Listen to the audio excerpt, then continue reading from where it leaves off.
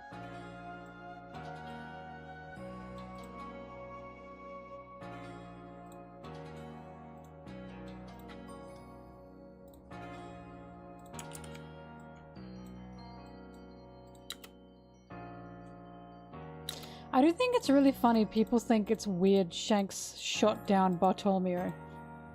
Sorry, Usopp shot down Bartholomew. No, Yasopp shot down Bartholomew.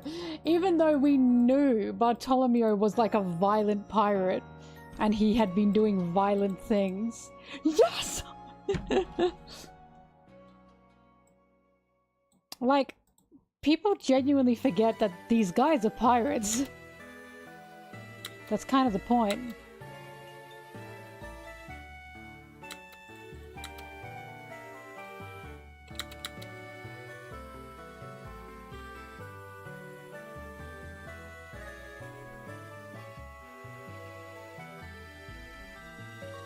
Dude, if you burnt Luffy's flag, he would fucking kill you.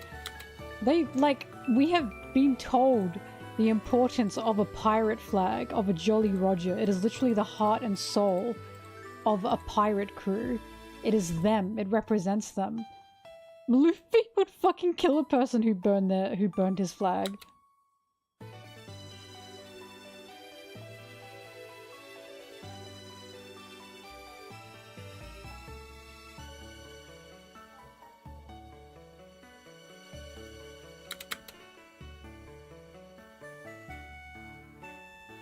Yeah, the filler where the flag gets stolen and they're like, Luffy can never know. That's the filler where Zoro and Sanji laugh at each other and they go, ha ha ha ha ha. I think about that a lot.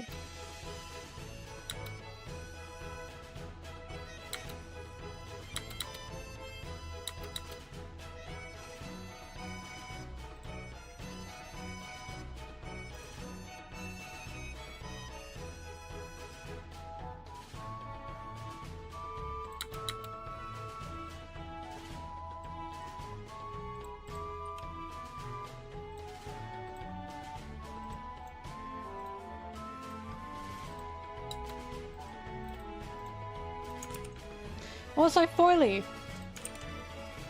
I was just talking about Loki. Well, I wasn't just talking about him, but I was talking about Loki and how he's functioning, right? And how people are going like, oh, but what if he really is evil? And what if he really is bad? And blah, blah, blah, blah. And I was saying, I bet when we get these flashbacks, he's gonna be like, when we actually get these flashbacks, he's gonna be like crying or something. Like little Loki here, him. I bet the actual reveal is he's gonna be sobbing. Because I was saying, there was literally a prophecy when Loki was born that he'd kill his own dad. Why in the world would Harold treat him right? Why would Harold treat him correctly if the prophecy is this baby's gonna kill me? You know what I mean? So I'm thinking, I have a strong feeling Loki was incredibly mistreated as a child. Because he had the prophecy of killing his own dad.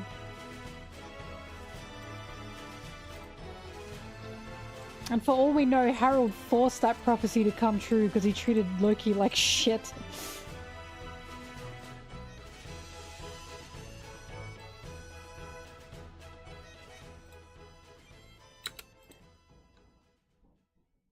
I do think this is another pudding case, 1000%.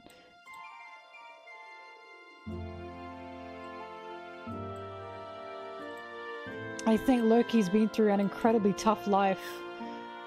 With how people have viewed him. And he got labeled as a monster before he even had a chance.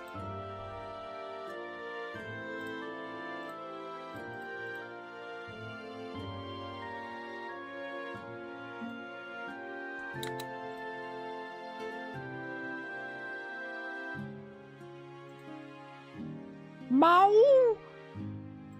Sorry, Blueberry was meowing. That's what she sounds like. I don't know what she does. She just left my room. Everyone's doors is open. She just started meowing.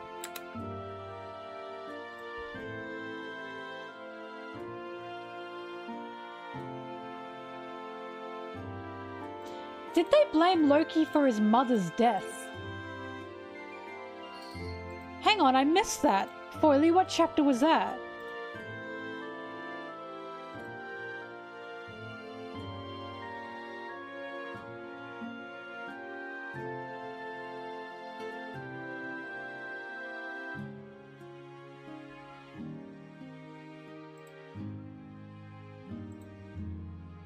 Hang on.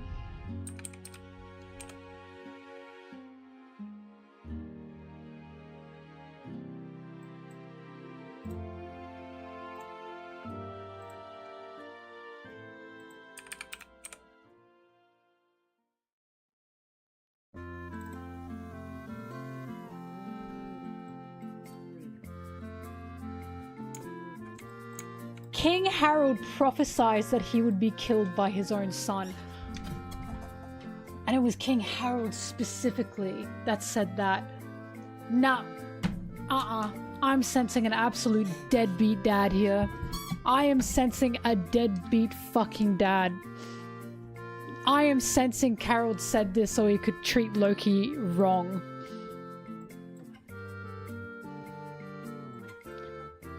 He killed the royal family's lucky horse. That was the same year Linlin killed Chief Jarl. The country was beset by natural disasters and the queen passed just a year after giving birth to Loki.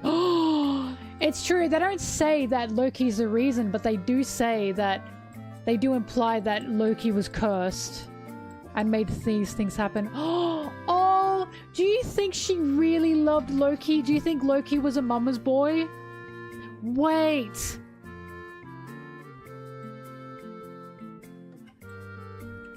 You know what this is giving? This is giving Prince Harold wanted a leeway to do bad things. So he blamed his son and said, oh, my son's gonna kill me. And then he killed the royal family's lucky horse. Let's see if that's actually true. I'm gonna laugh if it's actually Harold for some reason. Linlin killed Chief Jarl. Well, that was nothing Loki could do. And the country was beset by natural disasters and the queen passed. It sounds to me like his dad treated him like absolute shit.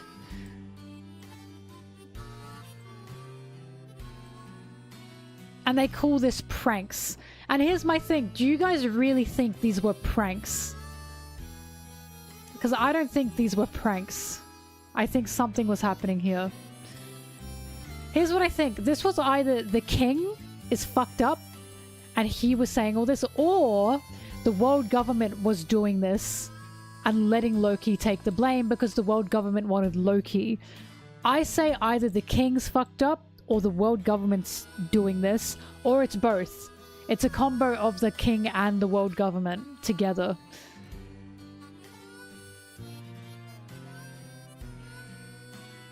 But yeah, the fact that he prophesied that he would be killed by his own son is crazy. Like, he prophesied that. No one else told him that. That was him. I'm sensing a fucking deadbeat. I am so sensing a deadbeat here.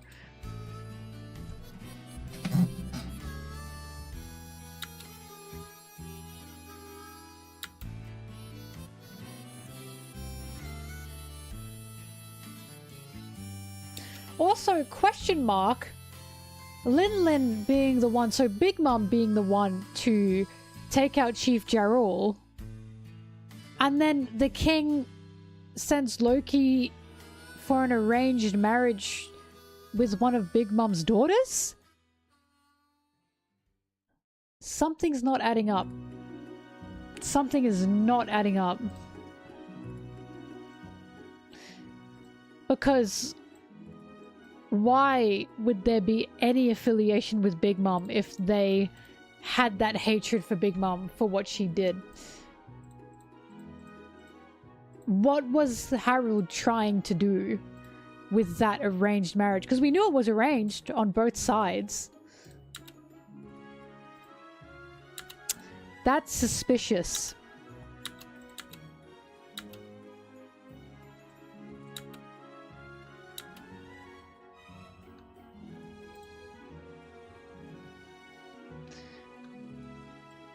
Hang on, what's the timeline here?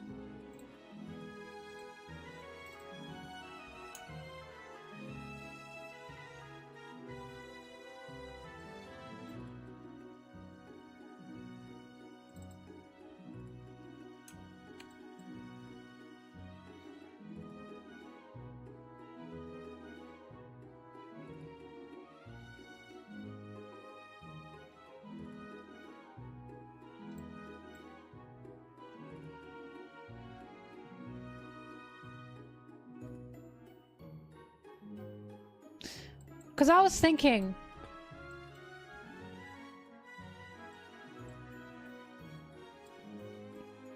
when did Lola go out to sea? Because I can agree that Loki was rampaging out on sea because of Lola's rejection. But when did Lola go out to sea? It was 6 years ago, they said.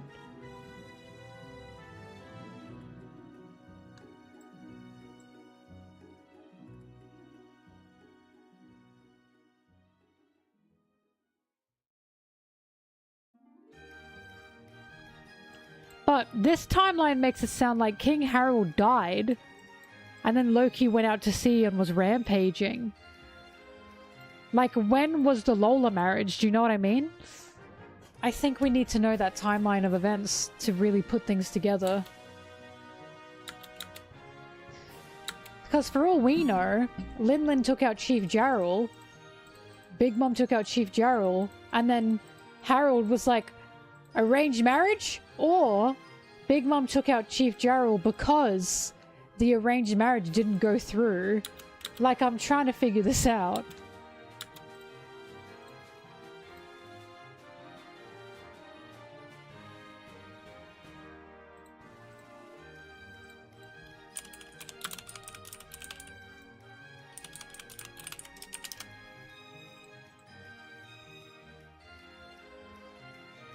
"5 years ago.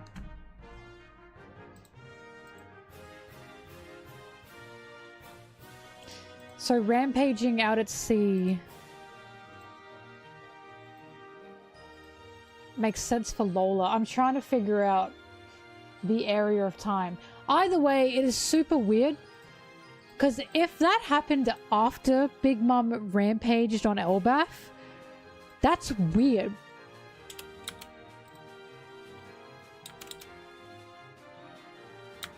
Do the Giants know that there was an arranged marriage with one of Big Mom's children?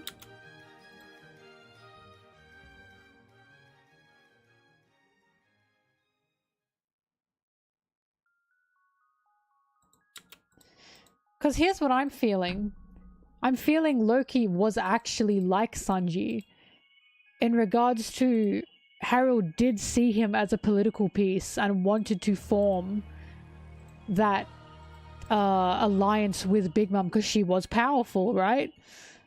And like Sanji, Loki did care about the person he was arranged marriage to. So like, I do believe Loki cared about Lola, but I believe it was still arranged. Do you know what I mean?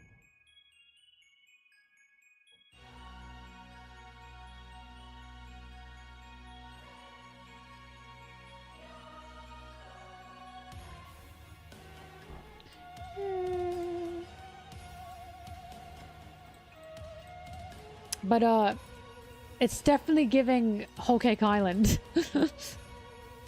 But I would not be surprised if Harold was using his own son as a political piece.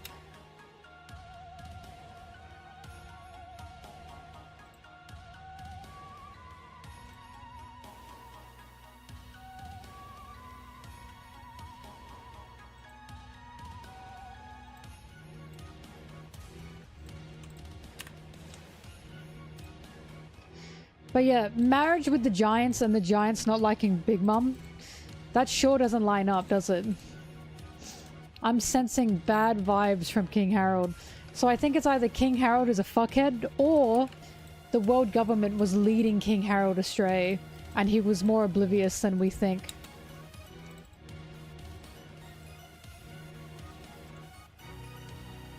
Either way, I do believe Loki is definitely a victim. You do not birth a kid with the prophecy, this kid's gonna kill me, and treat him nice.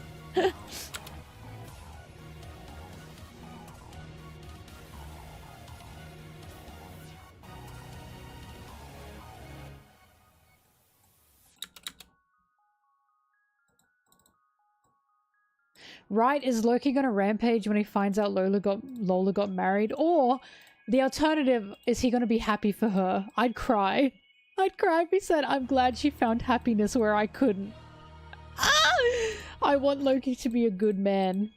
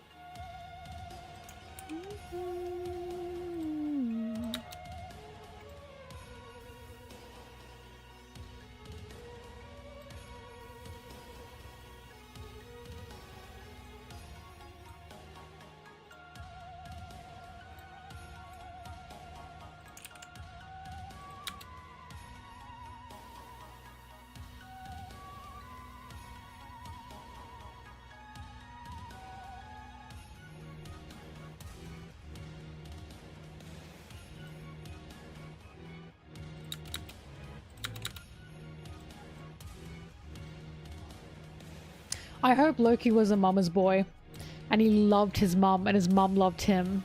And maybe she was the only one who vouched for him. And she had to go because of that, you know?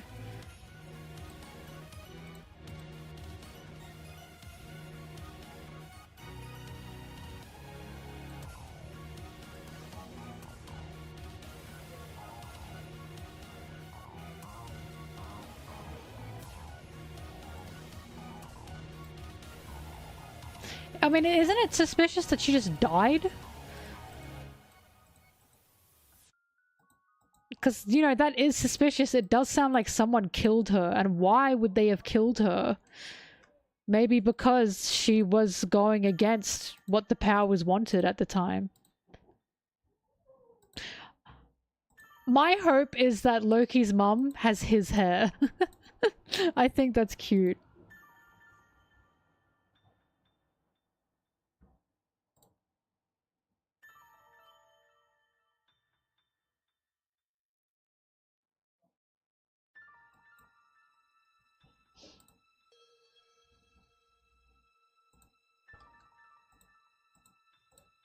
It is One Piece, but this is the first time we've seen the death of a mother blamed on, like, the curse of events, like, the curse events of, like, a child. Which is why I'm like, that's a bit suspicious and weird.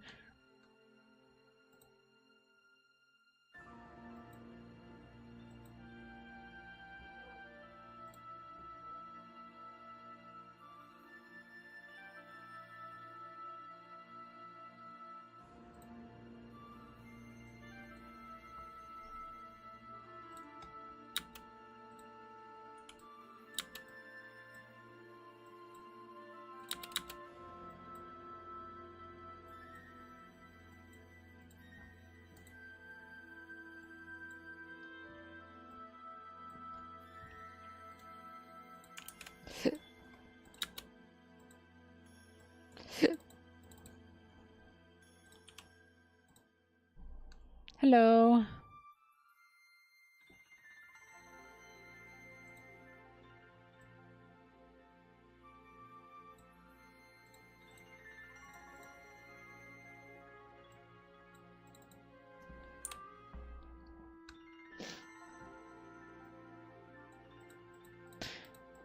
But would Loki 100% kill you on your wedding night is the thing? I don't think Loki is that evil at all. I think Loki's a kind man who was forced to be a monster. That's just what I'm getting from him. Like, I believe his pen pal, because apparently he's never met that pen pal. That pen pal's never met them. And the pen pal said, you hide your kindness with, like, that anger. Why would the pen pal lie? They've never met each other. Some people think the pen pal is being used to manipulate Loki. I disagree.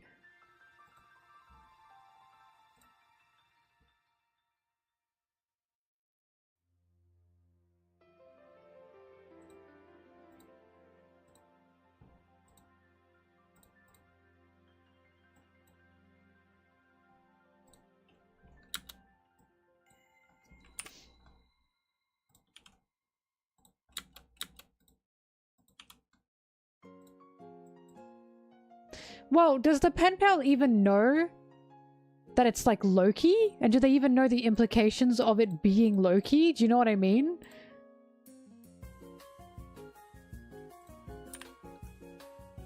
I simply, at this point in time, don't see the benefit of that pen pal using Loki when there's so many things that we don't know. So for now, I trust the pen pal. And also because I trust Luffy. Luffy wants to free Loki. Luffy trusts Loki to upend his part of the deal, his side of the deal.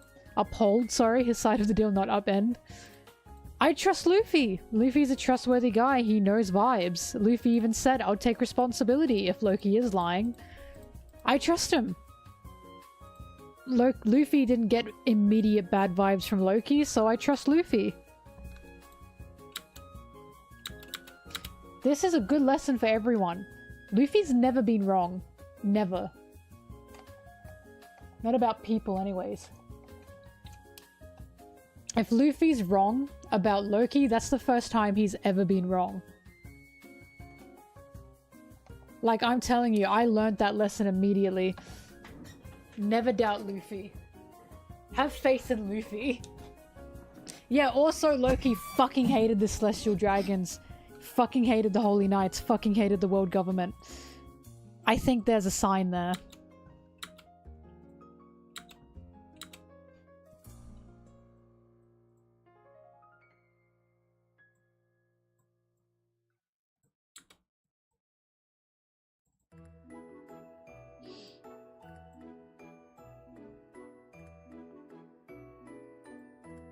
I want to play Sword and Shield again. There's so many Pokemon games I want to play again.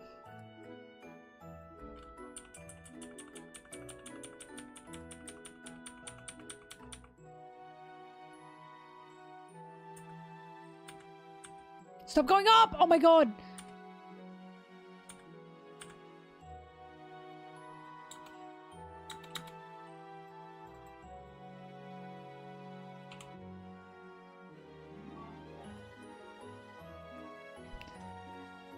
But yeah, whenever Luffy runs into someone in chains and he wants to free them from said chains, they are not a bad person, or they're not evil. There's been so many instances of that.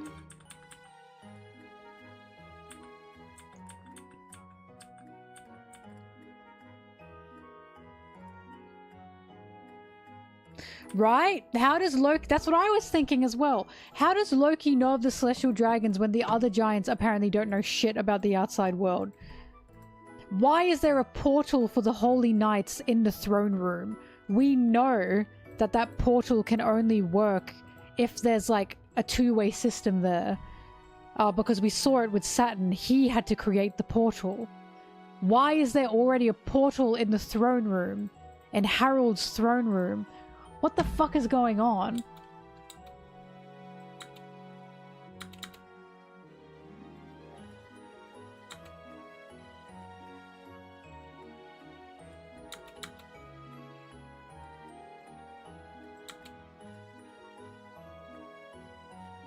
Oh yeah, I say that in the video too, Foily.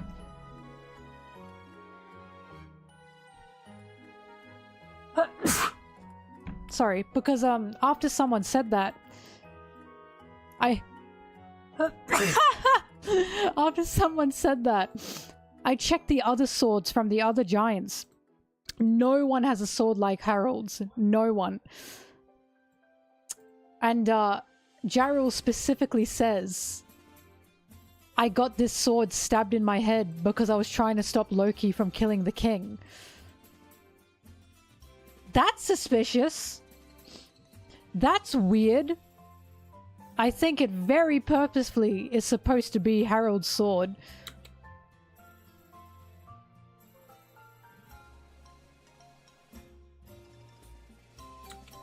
I also think it's a little bit sus that Ode is making Harold cover the top part of his sword here. Can you see that? Because the top part of his sword we can see in Jarrell's head looks like that. But he's covering it, so you can't see the top part of his sword, giving you suspicion of if this is really his sword or not. All we can get is the handles here. But even the handles, this side's cut off. Hang on, let me make it bigger for you.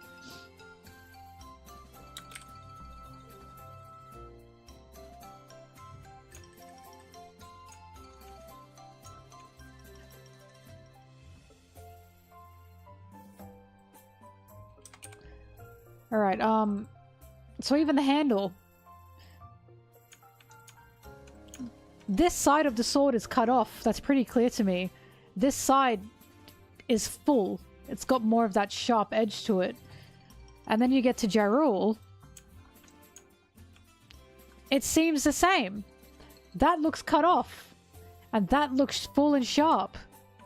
There's probably a better angle to show that at. But that's what I noticed.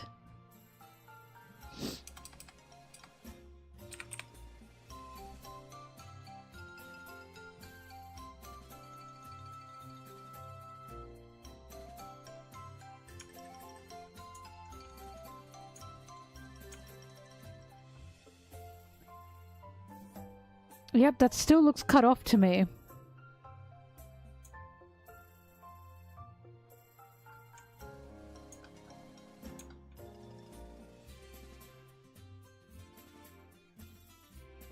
Yep. That looks cut. I believe that is cut.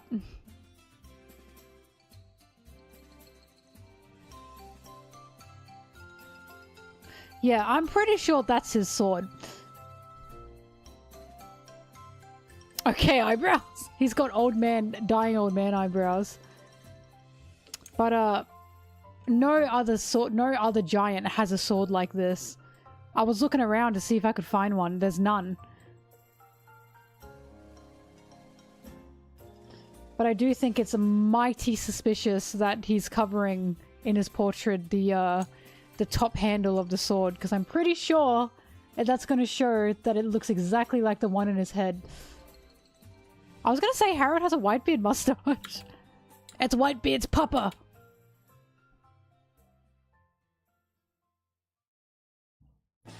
But yeah, I am honestly thinking what's happened is Harold has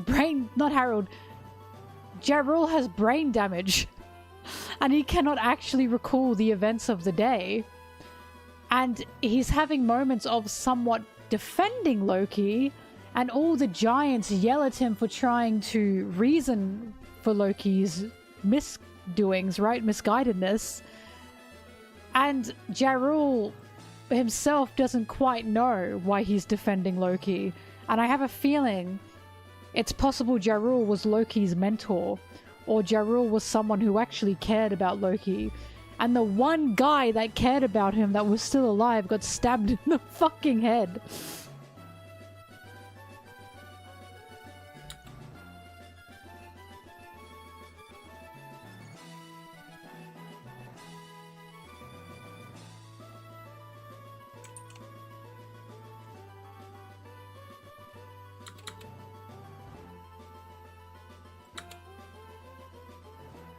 But yeah, I'm sniffing that that Harold is not good.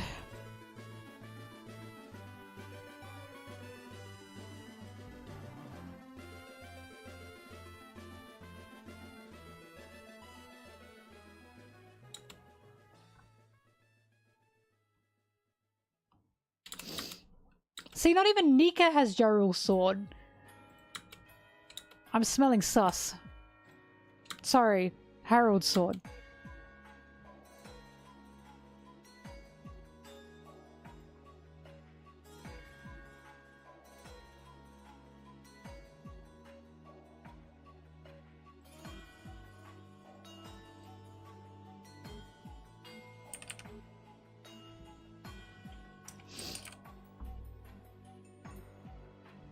I love that this helmet saved my life. That helmet didn't do shit.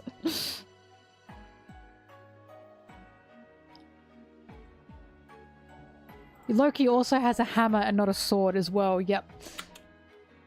I'm smelling suspiciousness. I'm just smelling poor Loki has been framed to hell and back, honestly. This poor guy.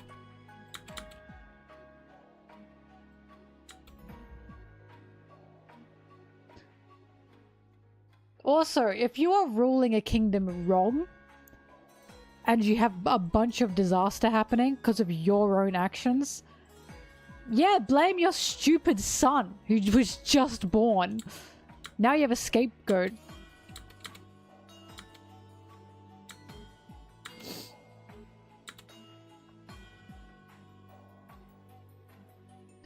Oh my god, Loki, I can fix it! I can fix it!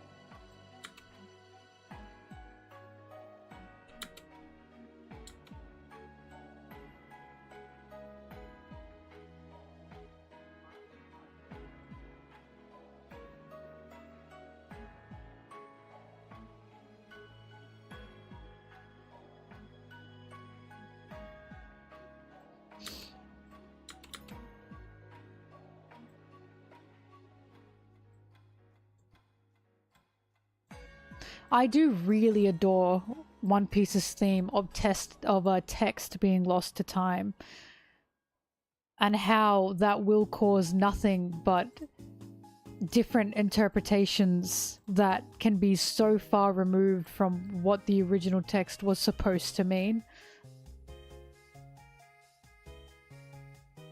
Like, Oda has such a prominence on history and historical text, and he does it so well, I think. Like, I'm loving this Nika stuff because we just learn more and more and more. And not only do we learn more, we learn different stories of Nika.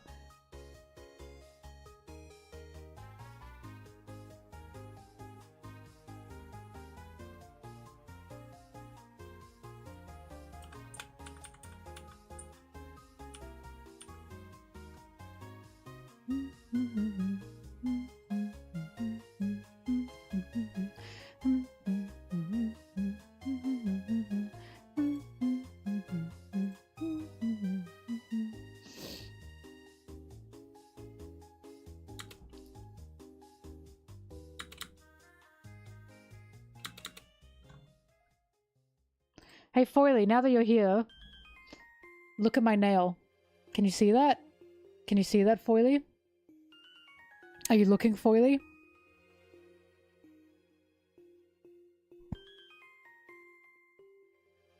Ready? Watch this.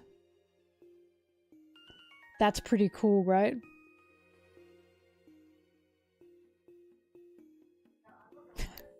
It doesn't hurt, they're acrylic. My real nail is not being pulled. But it's a fun fidget toy, so I don't want to break it off yet.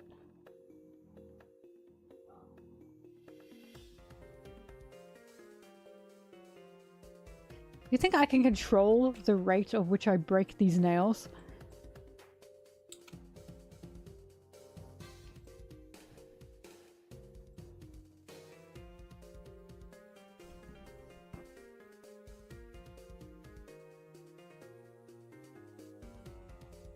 Ah!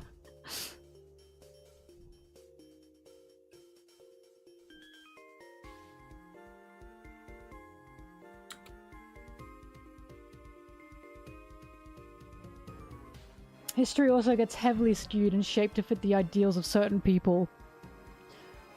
Bury your gays! It's insane going back in history, especially as a queer person, and finding out queer people, especially gay people, did prominently exist all throughout history. Queer people, from gay people to trans people, always prominently existed. We have just been removed from history. That's just insane to me.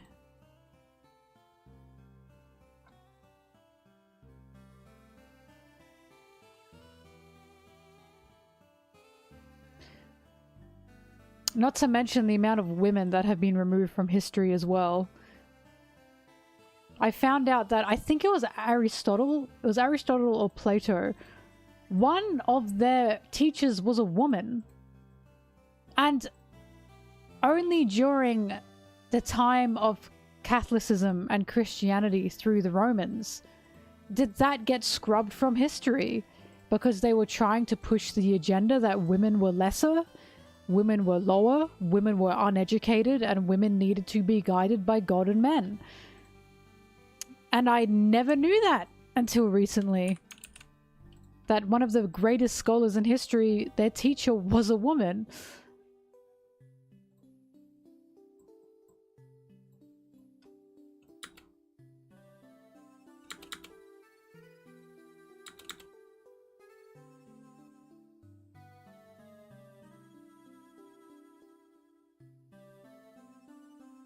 Da Vinci's very speculated to be gay. So Shakespeare. Shakespeare had a wife, but in his will, he left everything to his boy best friend.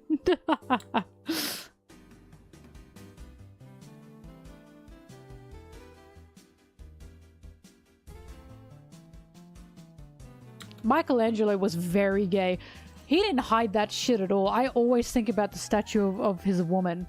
He made a statue of a woman, and it's literally like he did not know how to carve a woman. It looked like he just wanted to carve a man. He had no idea what he was doing.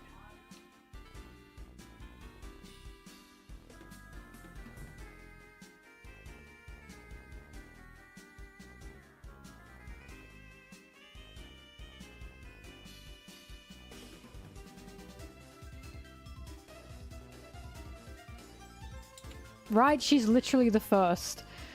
And yet, we give all the credit to Socrates, Aristotle, and Plato, even though the first line of magnificent scholars was a woman. It's just so fucked up. Changing and shaping history so you can subdue the masses. Make them think what you want them to think. And this is why I read One Piece and I love One Piece, because I can see that is definitely the message Oda was trying to really push through his series. That history is a very powerful tool and you're a fool to not learn it.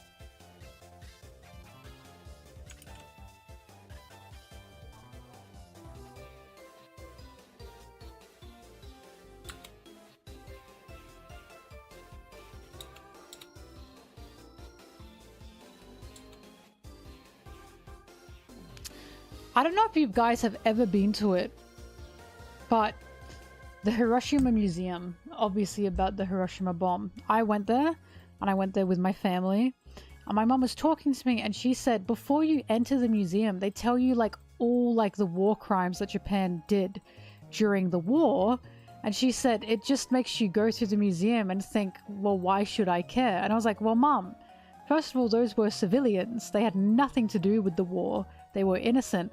Second of all, that's the point. Because a lot of people in Japan will deny that. They'll deny their, I'll say their actions in the war. Or a lot of them don't even know because of historical teachings in school. So I said to her, the fact they opened that museum with these are the actions that were committed by our own country, that's incredibly powerful of them to do. Because they are trying to show this is not a good guys versus bad guys thing. This was all around horrific for what happened for everyone. And, you know, that's a point. That's a very powerful point for that museum to make.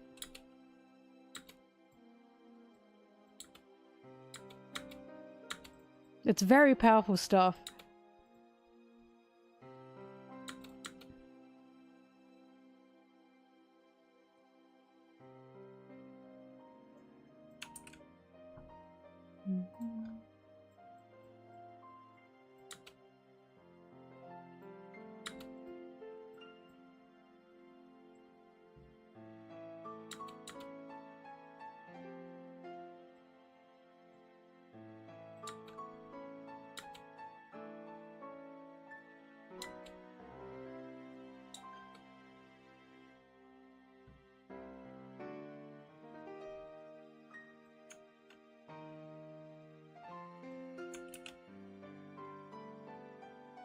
I don't blame you, little Luffy. So long as you learn in your lifetime, I think that's a good thing.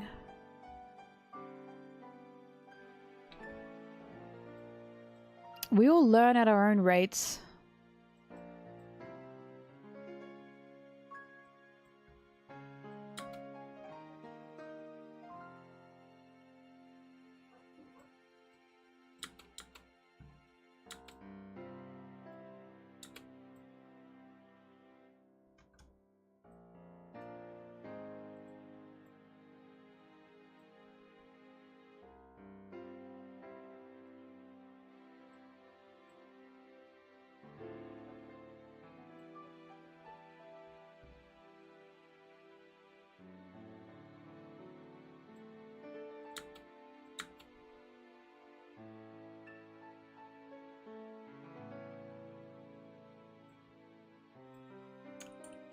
Oops.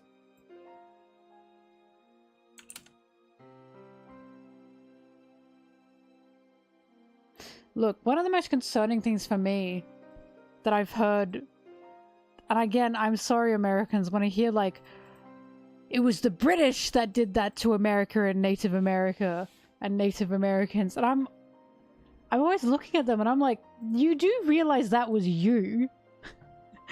Just because you weren't yet Americans, you do realize that was still you? There's this weird gap that I've noticed about some Americans. They try and put the colonization on only Britain and only England, and I'm like, that was you. That was you. You were the colonizers. Why is there a separation? It's bizarre to me. It's very bizarre to me. And I feel like that's a very dangerous thing to say and think. I know it's not everyone, by the way. I'm very well aware of that.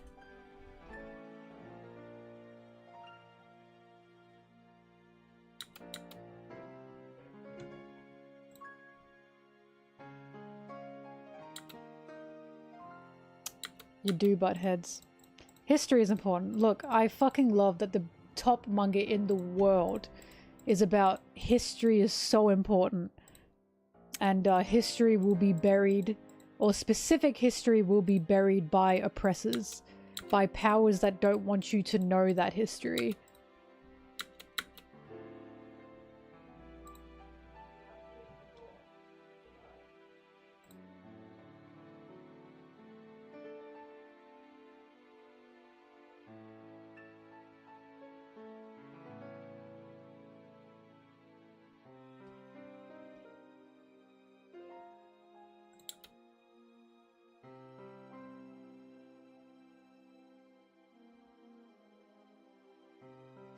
Oh my god, Lil Luffy, I remember that too! I was also taught about Captain Cook and how he was like a hero for discovering Australia. Imagine my fucking surprise when I grow up and realize that is not the case at all. Because I think I know the Captain Cook statue you're talking about, and I also agree that needs to be taken down. Like, erasing history my ass. We know who Captain Cook is. The statue is not needed.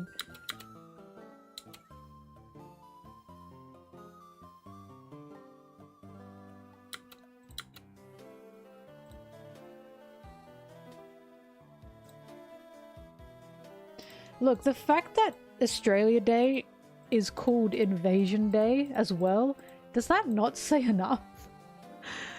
Does that not say enough? I cannot believe people defend the Captain Cook statue.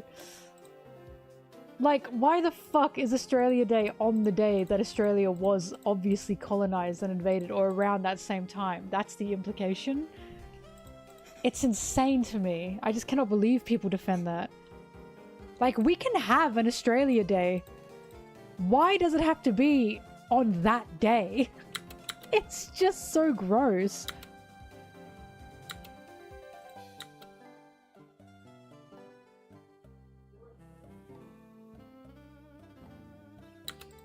I'm pretty sure Indigenous groups have even said, we are not fussed about Australian Day, we are fussed on the implications around the date and what the history of Australia Day is.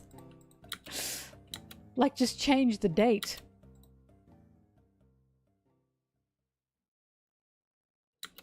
I personally think we should change the date to when, what was his name? Ethan Bradbury crossed the line and won a gold medal in ice skating.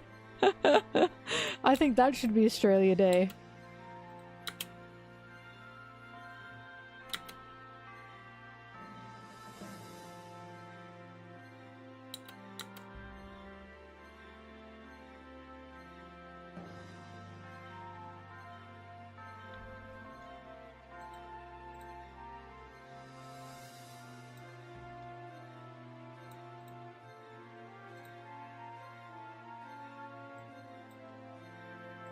My god, all the Joy Boys I gotta get up.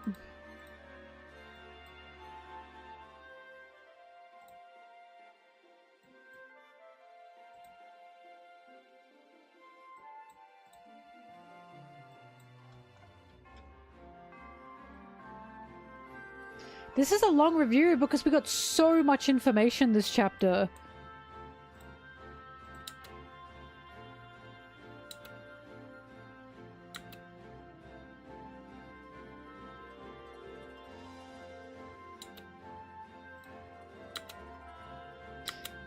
The Viking Age is like any age. It was horrific, but there were cool parts to it.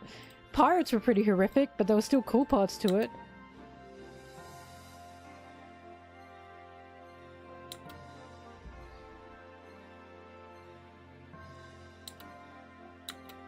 That's crazy, Applesauce. I didn't know you were taught that. Guy with 3 eyes, I am not familiar. Whoops. Isn't this crazy? One Piece has us talking about, like,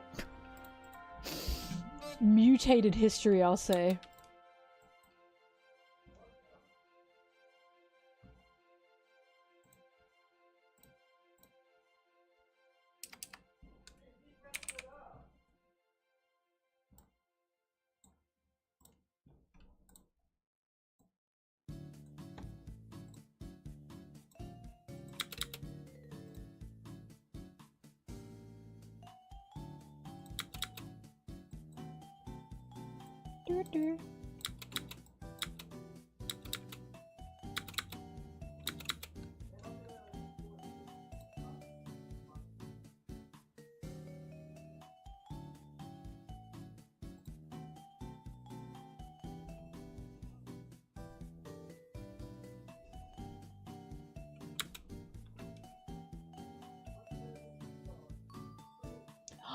I do know of that.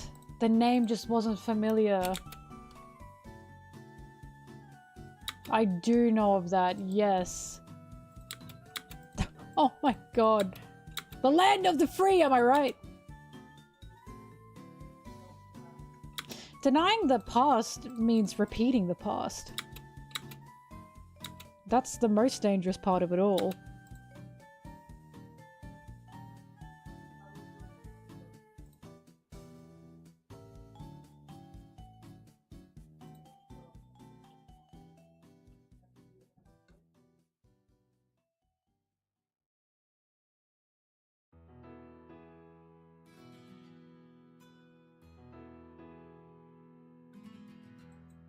Wait, is that what that flag is? I had no idea. I just knew that flag was bad. I didn't actually know what it, like, really represented. God damn.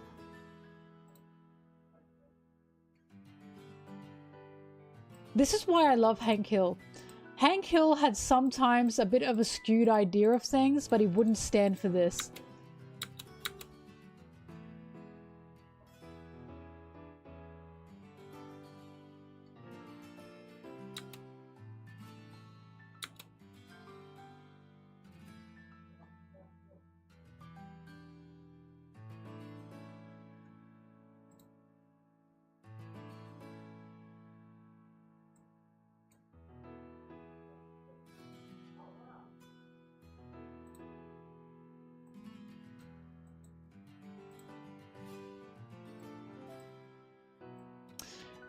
Quick! What chapter does Bonnie morb out?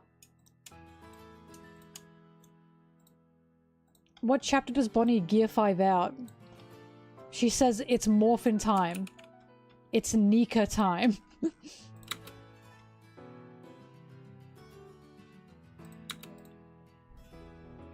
11:18.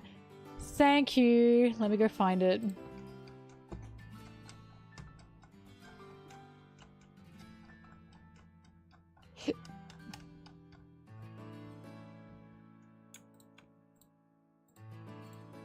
Oh, it's even called Being Free. Isn't that cute?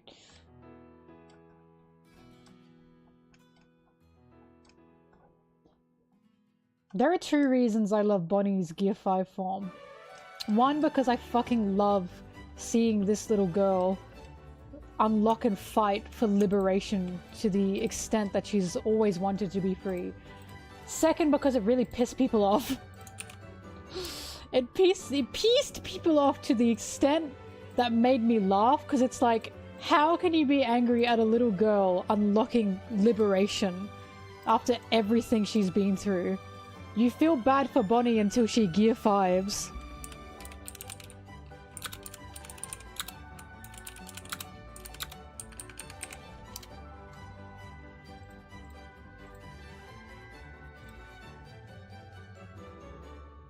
Yeah, and being angry that a little girl still has her dad. It sounds insane. Actually, Bonnie shouldn't have unlocked freedom, and her dad should be dead. Thank you very much. I was gonna say, if Bonnie were a boy, nah, there's no way. I'm telling you, they don't like a little girl unlocked a power that these people see as intense.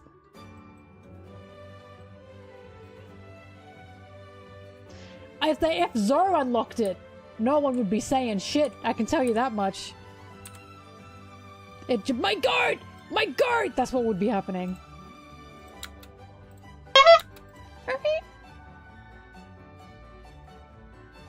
I already saw theories before the Bonnie thing that Zoro would unlock it. And I do believe he will in the future, because like I said, I think every character or every Straw Hat is going to unlock that ultimate liberation under Luffy. But the fact that Bonnie was the first one, that really pissed them off.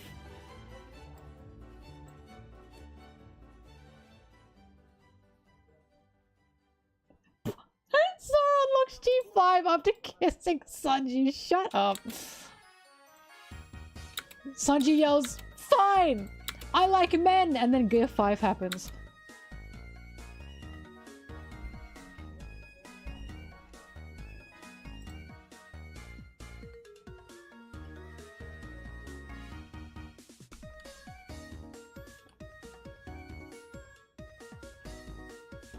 Oh my god, they kiss each other and they become Gear 5 together. Gear 10!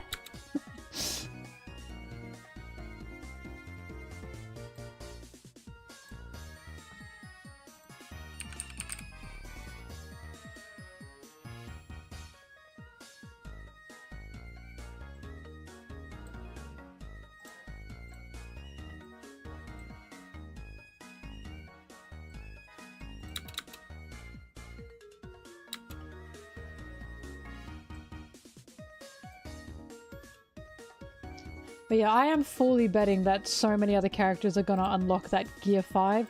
Hence why I keep saying I feel like what people are hung up on is it's Gear 5 when it's not. It is of course Gear 5 as well, but it's also just the pure form of liberation and freedom. So I think that people are hung up on that, and I think because of that, they think it's only restrained to Luffy, which I just totally disagree with. Like, Bonnie is definitely a sneak peek of what we're about to, like, see in the future. I truly do believe that. Oda said, "Here, I've given you a taste. Now you know what's to come."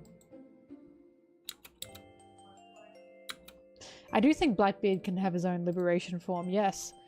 Depending on what Blackbeard believes liberation to be.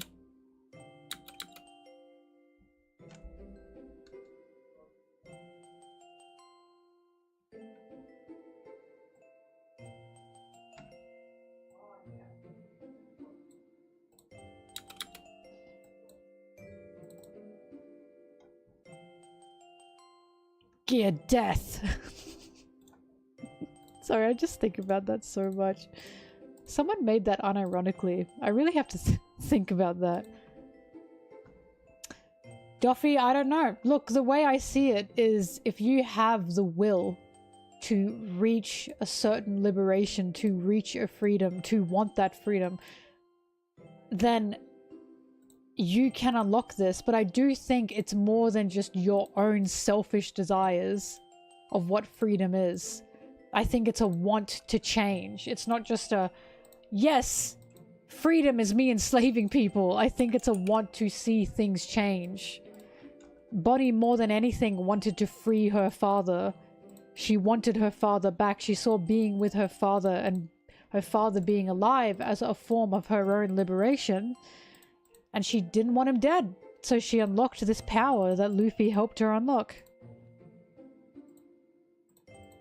And she saw a future where she was free due to seeing a future where her dad survives.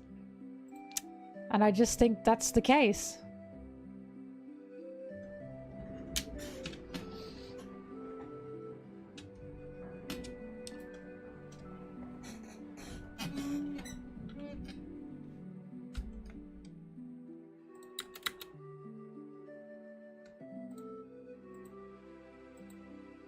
This is such a good panel, this one. I really like it. Maybe that can be my next tattoo.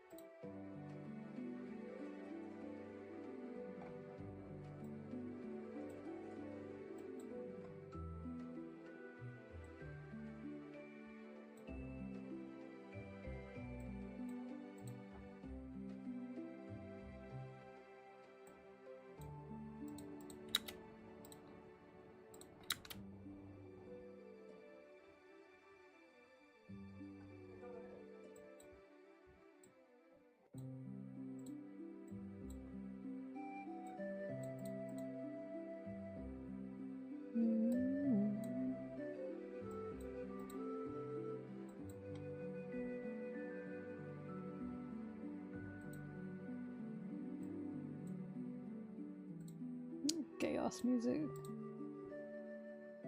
Fairy chimes and all. Brittany! Did she hear me? Are you wearing it? It is such a cute design. I don't know where Bob is. Is she with you? With Aaron? Bob not here. Bob gone. Sorry. Brittany's wearing the hoodie I gave her and she loves it.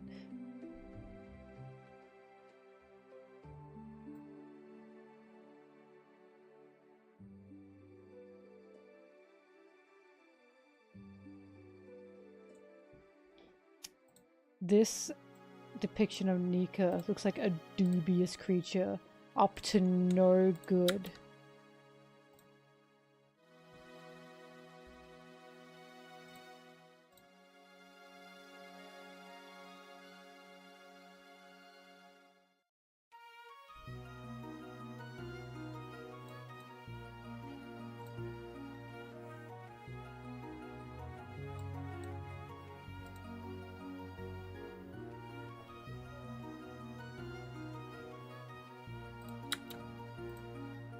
Roger.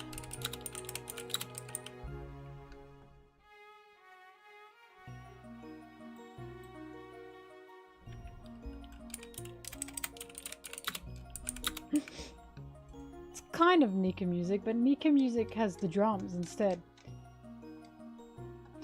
Diddle. Fuck, the drums of Liberation song is...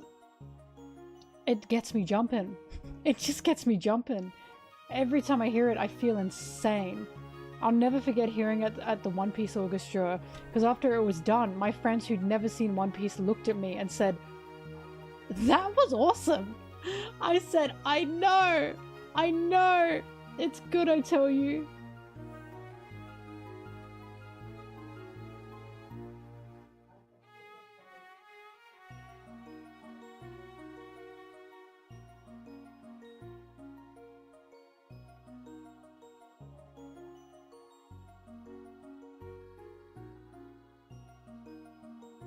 Looking for page 1, not the character, the manga page that I need, is hell. Because I have to look up a manga page 1, but there are so many numbers with 1 in it.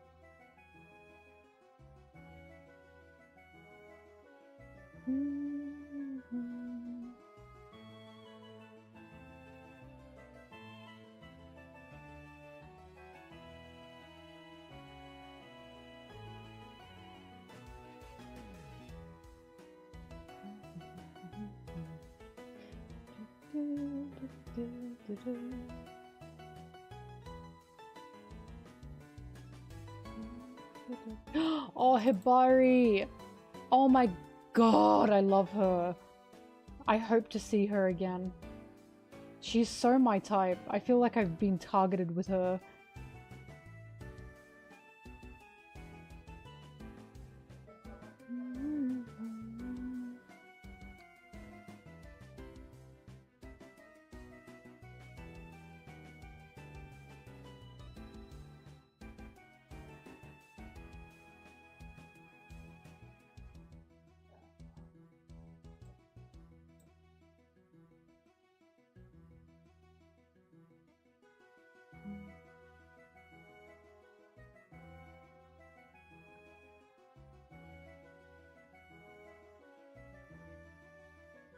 One Piece Manga Chapter 1.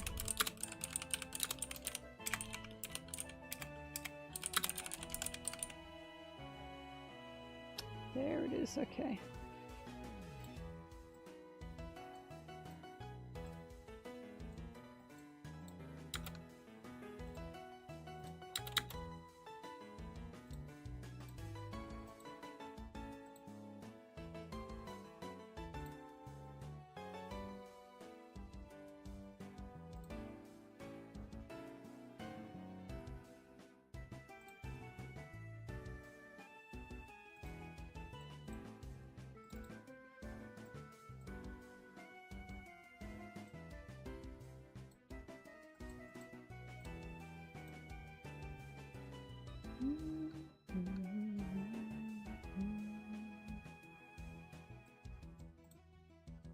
And you know what song makes me cry? Soul Pocus. The ending song in Whole Cake Island, it always makes me tear up. Especially the slow piano part, because I just remember putting in the alley crying. And it makes me sob.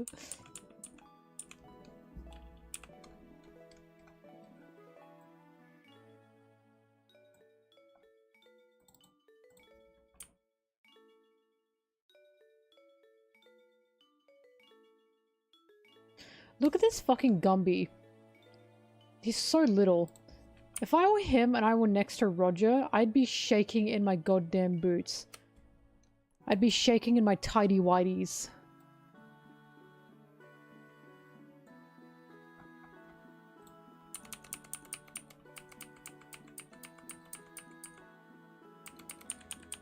In my pantaloons.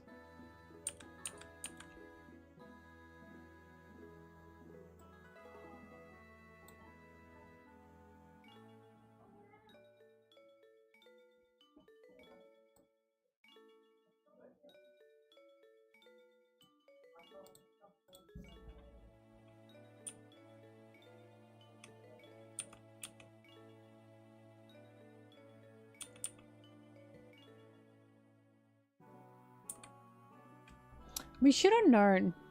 The second we found out Roger didn't have a devil fruit, we should have known he gave himself up on purpose. Because true, what the hell could possibly hold him?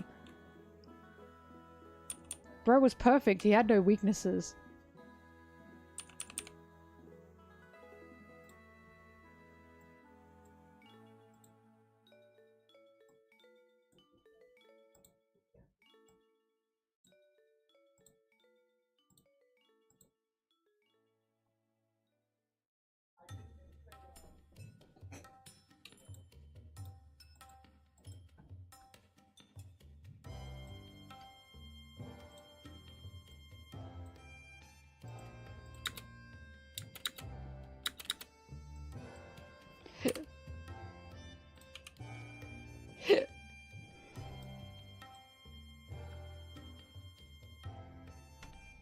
They're gonna play a reprise of We Are for the final episode.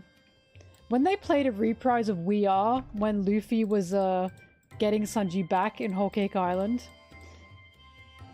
that was fucking filthy. And when they played the song, the first ending song, after Luffy and Sanji fought, and Luffy yelled at Sanji, "I can't become Pirate King without you." And they played the first ending song and showed like a little montage of Luffy and Sanji together. That was fucking filthy. That was so devious. Whoever had that idea, I hate you.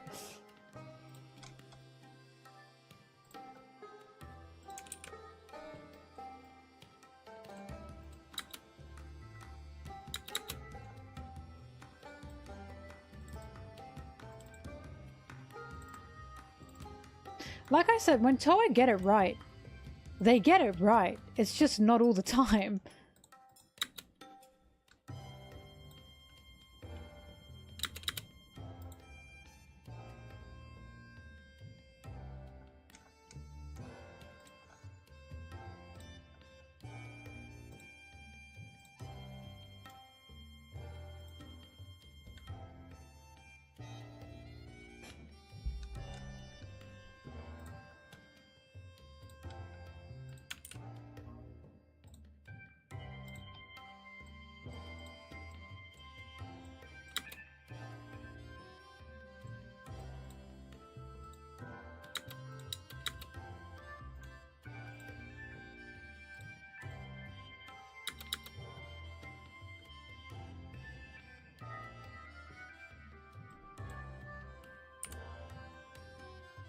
Yeah, the Sabaody scene was fantastic. And you know why I like that Sabaody scene as well? Because when Luffy is crying and screaming, it's pure silence. Aside from Luffy's screaming and the popping of Sabaody's bubbles, pure silence. And I really appreciate that. And I just really, really wish they recognize more how strong silence is. Because again, I stand by for the Thriller Bark Nothing Happens scene. There should have been no noise for that. I think the audience should have determined for themselves how they were feeling or how they wanted to feel about that. Also, some idiot in my comments, by the way, I don't know who it was and I'm not going to out them, but I talked about the Nothing Happens scene with Zoro, right? Some idiot in my comments said, I think you think music is more of a deciding factor than it actually is. I have clocked a person that has never taken a media course in their actual life. In their life. Anyone who's taken any media or music course knows music tells the audience how to feel. That's why silence is so scary, because you have to decide how to feel in the moment. That is why silence can be a terrifying thing to force upon an audience, because the audience isn't given a note of how they should be feeling during a scene. A sad moment with happy music. How about I put 50 Shades of Grey soundtrack behind Lord of the Rings and see what they think? I couldn't believe it, and I was like, I'm in a room of fools! Unreal. Actually unreal, I'm serious.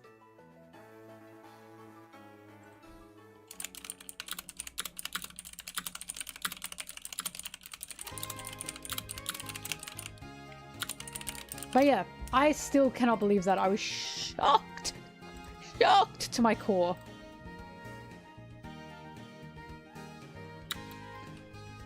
But yeah, I will forever stand by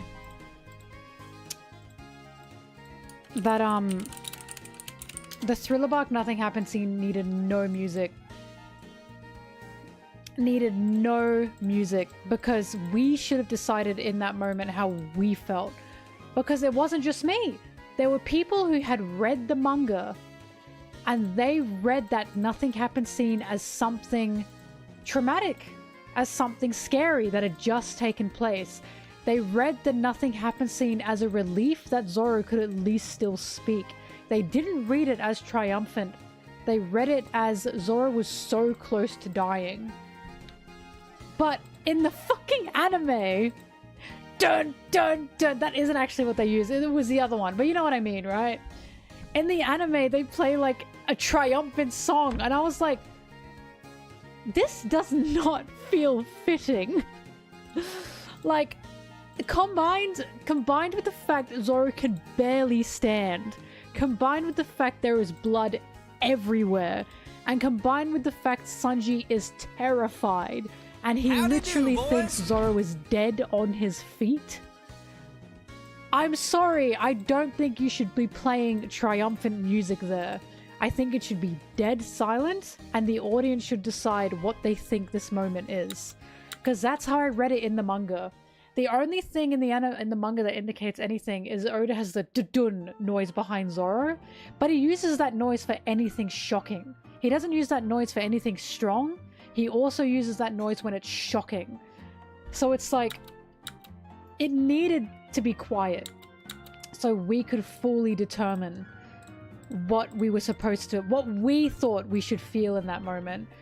But because Sanji was panicking, I was panicking, right? Because Sanji was scared, I was scared. I was literally piggybacking off what Sanji was feeling because I felt his fear in that moment.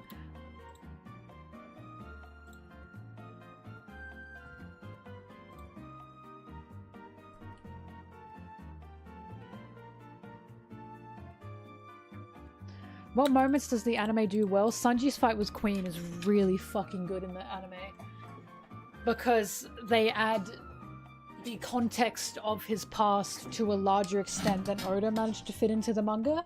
Because for the manga, you only get so many, like, spaces, right? To be able to write what you want. In the anime, they gave a bigger context of Sanji's backstory, Sanji's past, Sanji's trauma, and Sanji's growth. From the Iron Helmet that Judge had forced upon him to the Germa Kingdom, and then the Iron Helmet breaking as he meets Zeph and finally meets Luffy and the Straw Hats. And as that happens, he finally is able to unlock Ifrit Jambe. It was phenomenal. It was really phenomenal.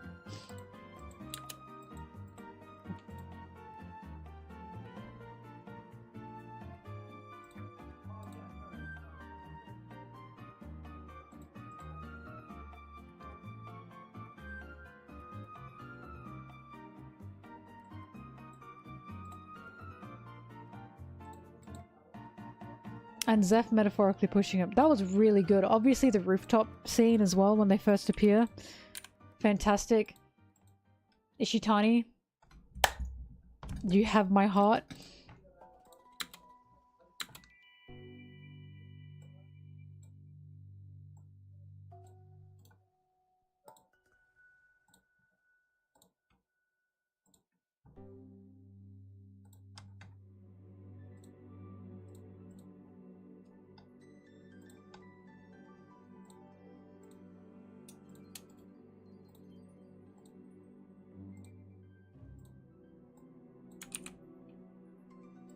What else? The Sabaody scene as well when everyone vanished was also good. That was very good. Sanji's admittal to Luffy that he wants to go back to the Sunny was very well done as well. Because they played like the reprise of We Are as the sun comes out after Luffy says, of course, that's just who you are. It was fantastic.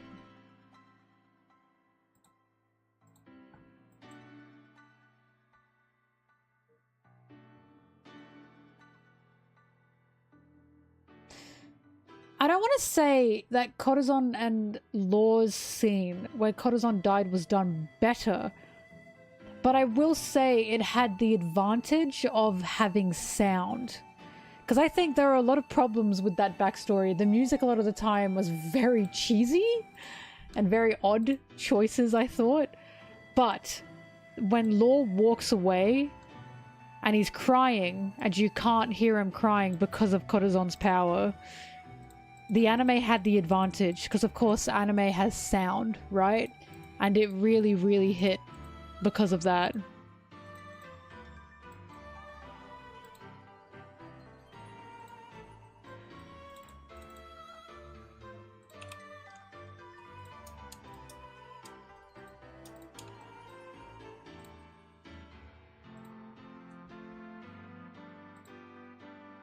Ace's flashback was also good, yes. Zoro's flashback as well with Kuina was done better in the manga. Oh, sorry, in the anime, I believe. Kaido's story as well, of course. Only because they could obviously show a bit more there.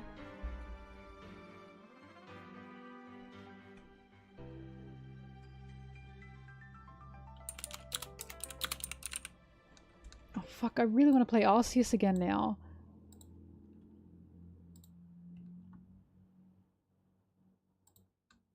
I forgot the music was so good in it.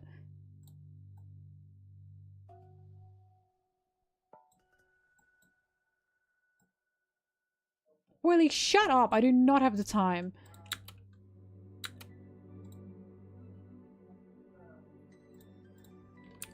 I just remember playing it and being so excited. I know this place! I know this place! Oh my god!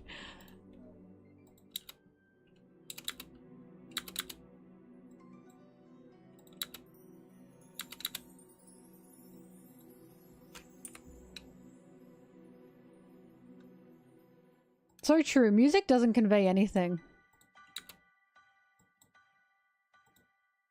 Hi, Zim.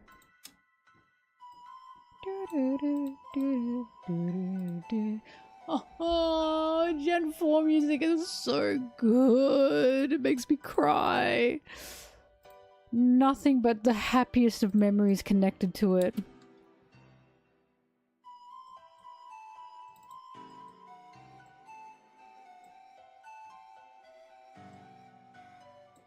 Hi, Zimbab?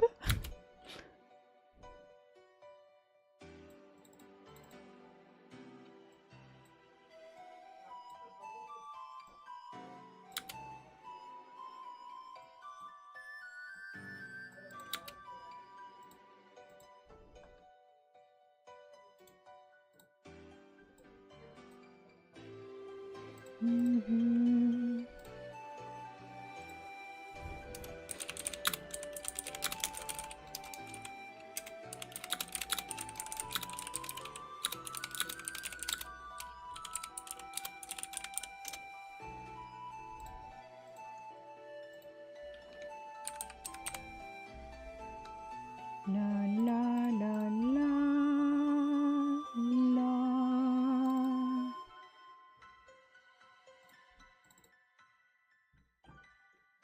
I think instead of calling him Wolf, Loki should have called him Doggy.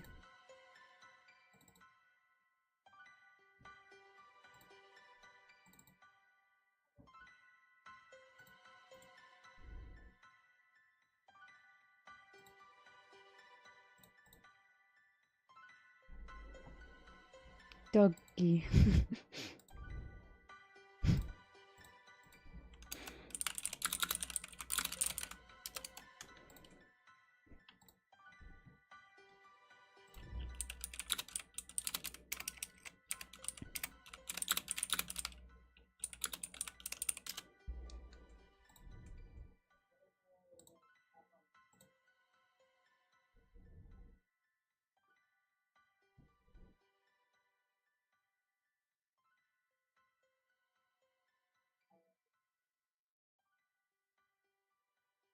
I have a very high reading speed, yes. To the point that sometimes my reading speed is so high, I'll just skip entire words and I go, ah.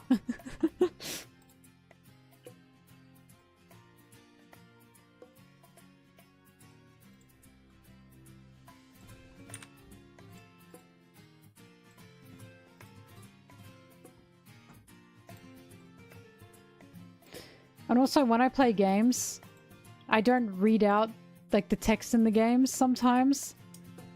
And ding ding ding ding. And I've had sometimes people have been like, whoa, I haven't even read it yet.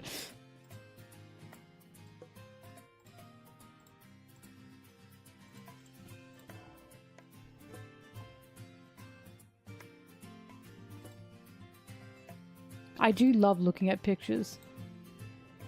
I'll tell you what, if I spend a long time, I can't stop saying I'll tell you what because of Hank Hill. If I spend a long time looking at a page, it's because I'm looking at the art. I've already read everything.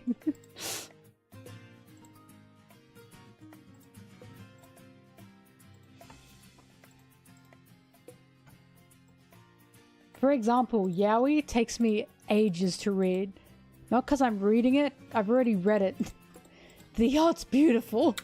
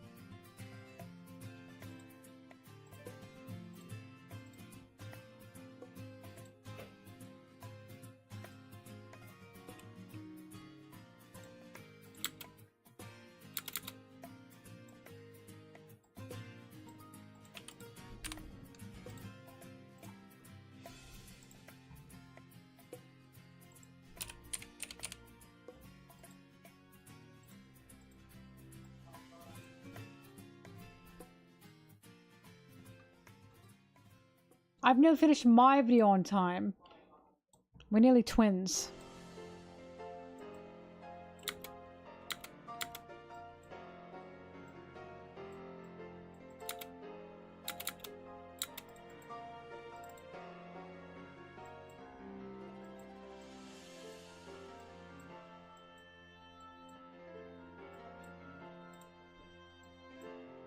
There was someone in my chat that was like, I don't get why people still play Pokemon. It looks like it's gotten bad. And I was like, because it's Pokemon and the Pokemon are cute. They give me new Pokemon, I'm happy. They just have to be cute. I just have to like them. And I know it's so stupid. I know it's so stupid, but analyzing Pokemon for gameplay... I really didn't know that existed. Because I play every Pokemon game and go, this is the same game, but the Pokemon are good.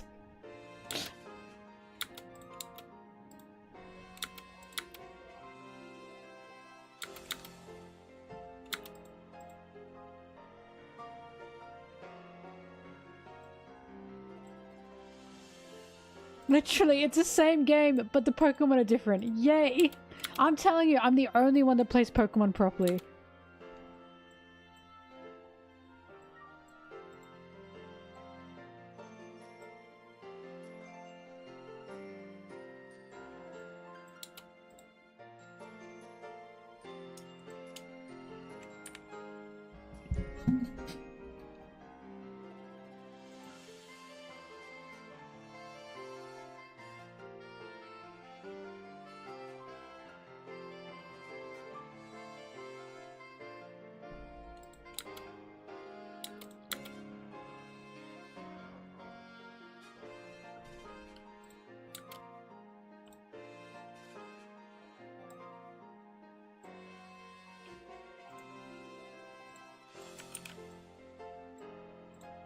Look, all I know is I saw people debating about the gameplay aspects. And I was like, what gameplay aspects? You go through a game, you press A, you fight. What aspects are we talking about? I must be... This is why I'm not a gamer. I don't even know what they're talking about.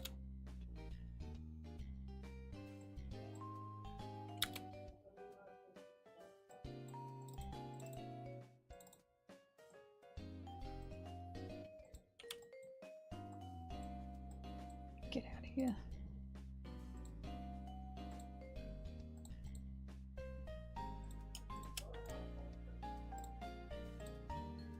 Also, the gym leaders, I do factor in the people characters. I also have to like the gym leaders.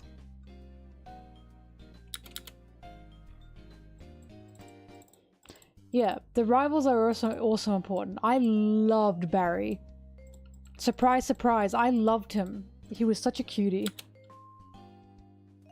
I'm finding you $1 million! He was good fun. Also, his dad being the fucking Battle Tower Tycoon? What the fuck? I gasp. The gasp I gasp. The gasp I gasp. Gasped. Gasped. When I found that out was crazy.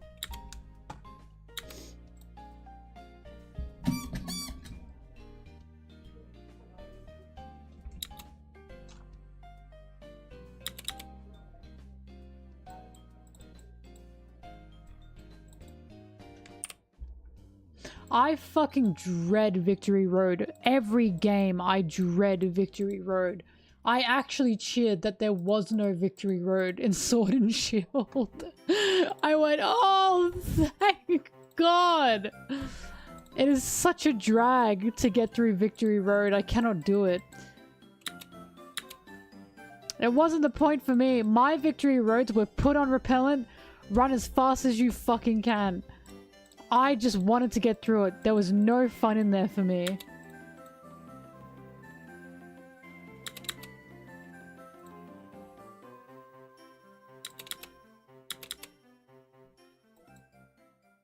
I also love double battles. They're my preferred battle style. I don't know why, I just love them. It's the final challenge, I get it, but why is it Oz? I just hated all the victory roads. Alright, off you go in a cave. No! I don't want to go in the cave! Oh, don't make me go in the cave! Please! I couldn't deal with it. Every time I have to go to Victory Road, I'm like... It's the one thing I prolong, because I'm like, I don't want to fucking do that. It's not so much that it's a challenge, it's so much that it's a fucking drag to have to walk through. Like, I like battling. I enjoy the battling aspect. I do not enjoy the drag of having to make my way through that cave.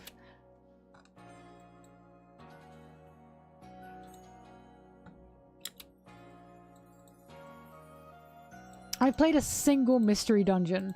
Don't ask me what it was. I have no idea what it was. I just know it was a Game Boy one. It was not for me. I am not a dungeon crawler.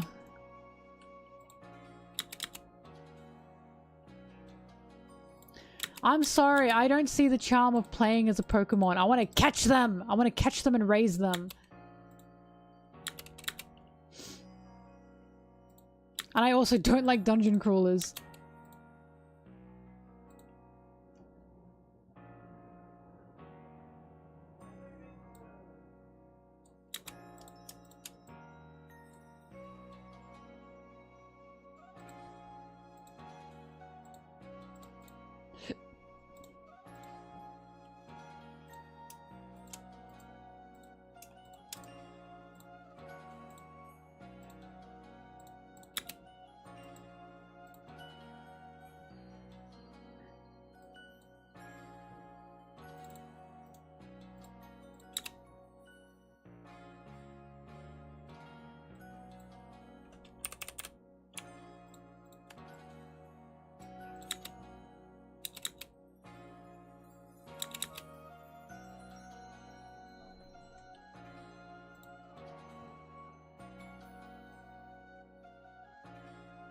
I have not played Pokemon the card game, no. I never got into it.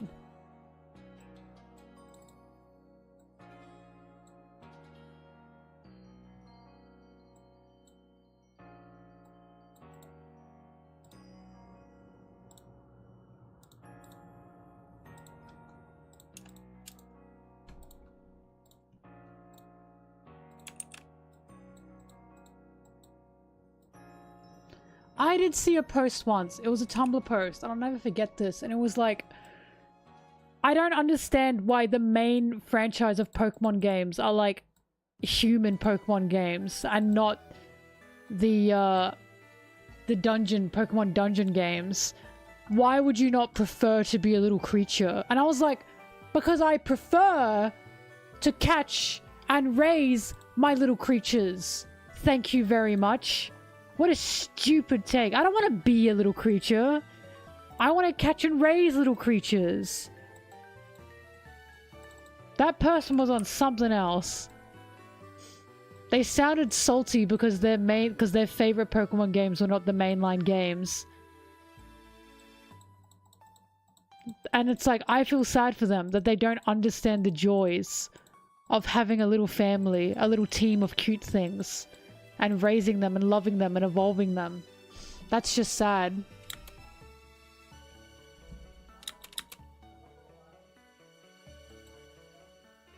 Excuse me, I'm not enslaving Pokemon.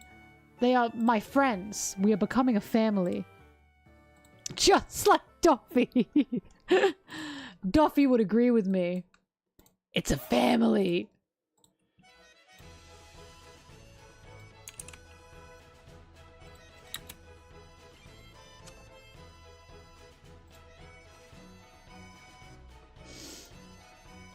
Alright, I'm done. I did it, I did it. Woof, that was a long day of editing. Alright. Thank you, everyone. Thank you. Thank you, that was big. That was a big editing day. I'm not playing Mario Party. I am way too tired to do that. But I will be getting into my box. Yay! All right. Thank you, everyone. I'll be back tomorrow to do more editing. The grind never stops. It never stops. It never stops. And yeah, it was lovely to see you all here. Thank you for the talks, the chats, all of that. And I appreciate everyone hanging around. Thank you. Bye bye bye bye bye bye bye bye. Look out for the video, by the way. Look out for it. Look out for it. Look out for it.